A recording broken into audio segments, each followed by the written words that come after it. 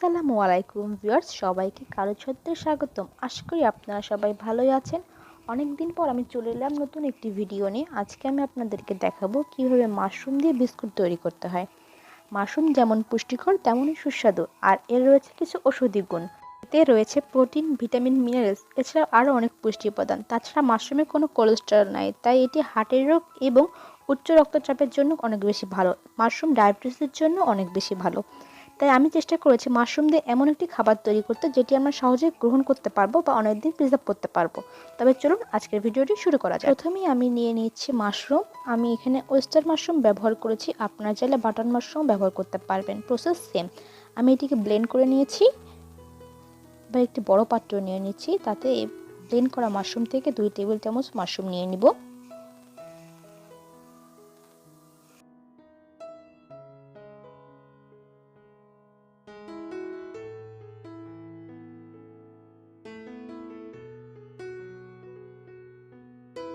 আমি নিয়ে নিচ্ছি 1/3 কাপ চিনি, মানে 1 কাপের 3 ভাগের 1 ভাগ। এবার একটি চামচ দিয়ে ভালো করে মিশিয়ে নিই। চিনিগুলো এই মাশরুমটির সাথে খুবই ভালোভাবে মিশে যাবে।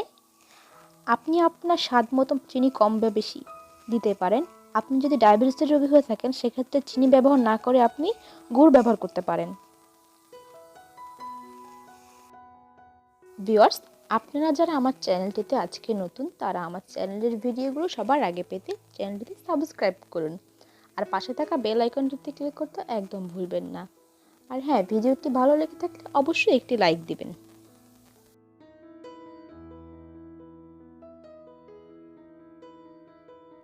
ভালো করে মিশিয়ে নেওয়া হয়ে গিয়েছে। এবার আমি নিয়ে নিচ্ছি 1/3 কাপ তেল। আমি এক্ষেত্রে সয়াবিন তেল ব্যবহার করছি। আপনারা আপনাদের পছন্দ মতো সানফ্লাওয়ার অয়েল বা যে কোনো ধরনের তেল ব্যবহার করতে পারেন। চাইলে আপনারা এক্ষেত্রে বাটারও ব্যবহার করতে পারেন। ভালো করে মিশিয়ে নিই। এখানে কোনো শুকনো উপকরণ এখনও ব্যবহার করা হয়নি, তাই এটি খুব একটা ভালোভাবে মিশবে না, তবুও চেষ্টা করবেন যতটুকু সম্ভব হয়। আমি একটি ডিম নিয়ে নিচ্ছি, এটিকে ভালো করে ফেটে নিচ্ছি। নিয়ে নিচ্ছি 1 কাপ ময়দা। আমি আস্তে আস্তে ময়দাটি মিশিয়ে নিব, যতটুকু প্রয়োজন হবে ততটুকুই ব্যবহার করব।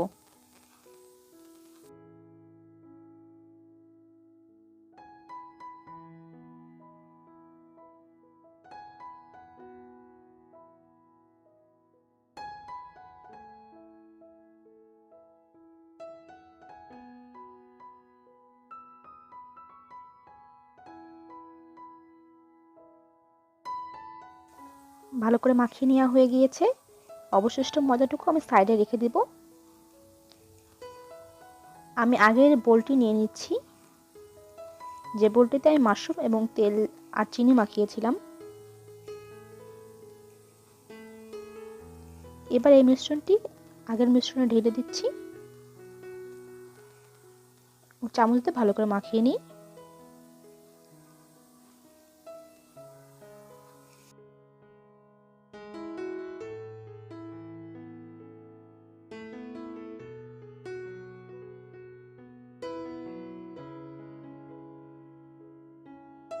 এটি ভালো করে মিশিয়ে নেওয়া হয়ে গেলে আমি একে একে শুকনো উপকরণগুলো নিয়ে নিব। আমি নিয়েছি 1/2 চা চামচ বেকিং পাউডার। ভালো করে মাখিয়ে নিই।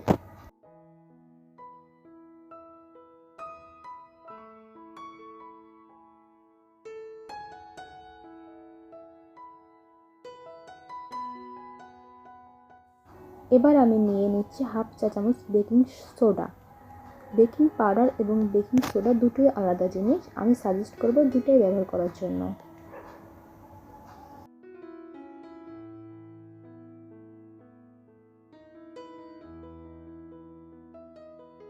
এবার আমি নিয়ে নিচ্ছি 1 টেবিল চামচ পাউডার দুধ। একটি চামচ দিয়ে ভালো করে মিশিয়ে নিই।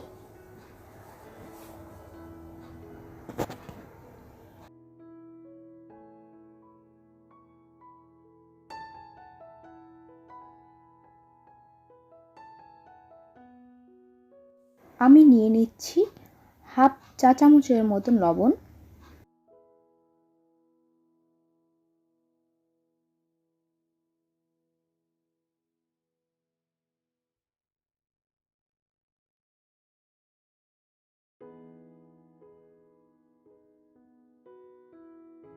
নিয়েছি সোডিয়াম বেনজয়েট। এটি আপনারা যে কোনো ধরনের সুপার শপে পাবেন, 30 থেকে 40 টাকা দাম। আমি খুব সামান্য পরিমাণ নিয়ে নিলাম। এটি মাশরুমের বিস্কুটটিকে অনেক দিন প্রিজার্ভ করতে সাহায্য করবে, ফলে আপনারা এটা অনেক দিন রেখে দিতে পারবেন। ভালো করে মাখিয়ে নিচ্ছি। এবার আমি নিয়ে নিচ্ছি ভ্যানিলা। আপনারা যে কোনো ধরনের ফ্লেভার নিতে পারেন। আমি 2 থেকে 3 ফোঁটা ভ্যানিলা নিয়ে নিলাম।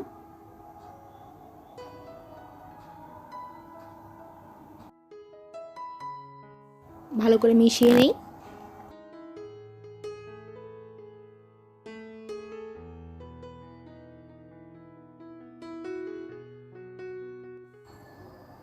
আমি এখানে বাকি ময়দাটুকু নিয়ে নিচ্ছি। আপনারা ডোর অবস্থা বুঝে 1 কাপের বদলে 1.5 কাপ ময়দা ব্যবহার করতে পারেন।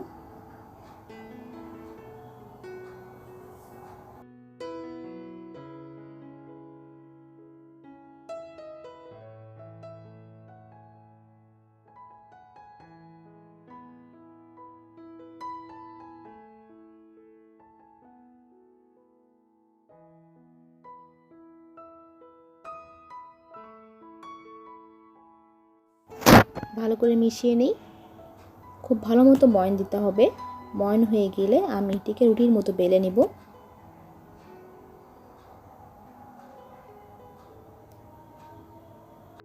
আপনারা আপনাদের পছন্দ মতো কুকি কাটা দিয়ে শেপ দিতে পারবেন।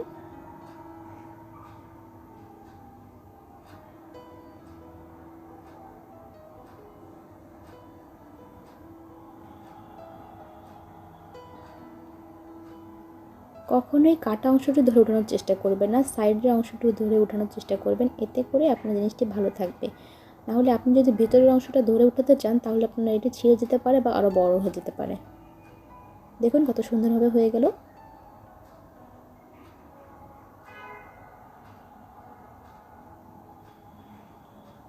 এভাবেই আমি একটি ফুল কেটে নিচ্ছি।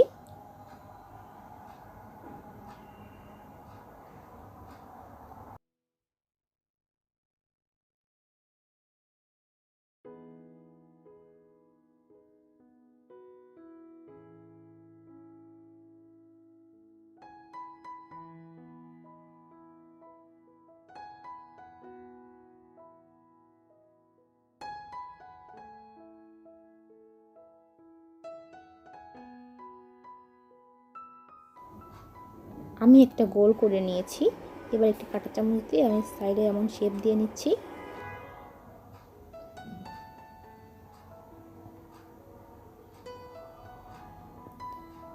এবার একটু ছুরির সাহায্যে আমি কেটে নিলাম। আপনারা আপনার পছন্দের মতো যে কোনো ধরনের শেপ দিতে পারেন। আমি একটি ফ্লাওয়ার শেপ দিচ্ছি। এবার আঙ্গুল বা যে কোনো ধরনের কাঁটা দিয়ে আপনারা এগুলো চেপে দিতে পারবেন। এতে করে এটি একটু ফুলের শেপ হয়ে যাবে, দেখতেও ভালো সুন্দর লাগবে।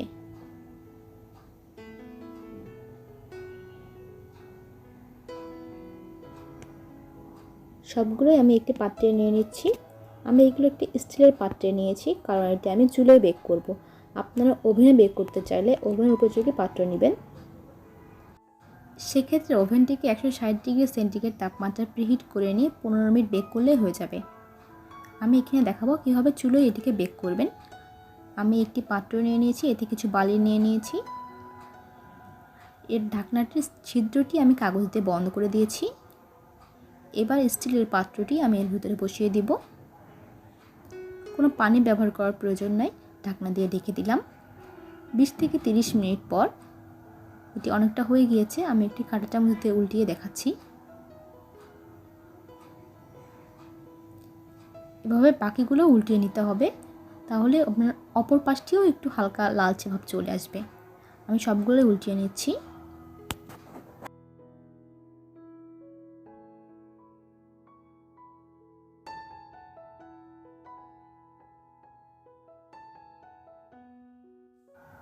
আমি আবার ঢাকনা দিয়ে ঢেকে দিচ্ছি। এভাবে 5 মিনিট ওয়েট করার পর আমি ঢাকনাটা খুলিয়ে দেখাচ্ছি আপনাদের।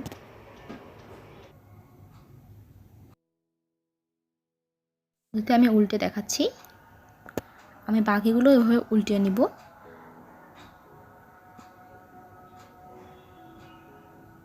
দেখতে পাচ্ছেন হালকা ব্রাউন হয়ে গিয়েছে।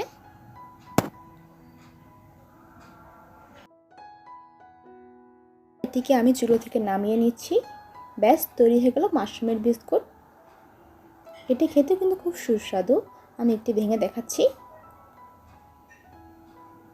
দর্শক, আপনারা এই বিস্কুটটি 5 থেকে 6 মাস এভাবেই সংরক্ষণ করতে পারবেন।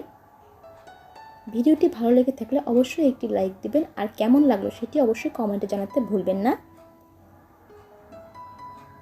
এতক্ষণ সাথে থাকার জন্য ধন্যবাদ। দেখা হবে নতুন কোনো ভিডিও নিয়ে। খোদা হাফেজ।